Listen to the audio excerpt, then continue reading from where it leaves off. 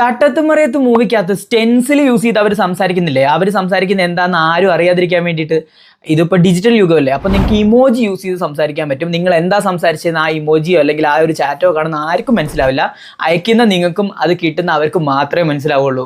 ഈ ട്രിക്ക് എങ്ങനെയാണെന്ന് ഞാൻ പറഞ്ഞുതരാം. ഇത് ചെയ്യാൻ വേണ്ടിയിട്ട് ഈ ഒരു സീക്രട്ട് വെബ്സൈറ്റിലോട്ട് കയറുക. എന്നിട്ട് ഈ ഇൻക്രിപ്റ്റ് എന്നുള്ളതിൻ്റെ താഴെ നിങ്ങൾക്ക് എന്താണോ ടൈപ്പ് ചെയ്യേണ്ടതെന്ന് വെച്ചാൽ ടൈപ്പ് ചെയ്യുക. എന്നിട്ടൊരു പാസ്വേഡ് സെറ്റ് ചെയ്യുക. എന്നിട്ട് ജനറേറ്റ് കൊടുത്തു കഴിഞ്ഞാൽ ഒരുപാട് ഇമോജീസ് ഇങ്ങനെ ജനറേറ്റ് ആയിട്ട് വരും.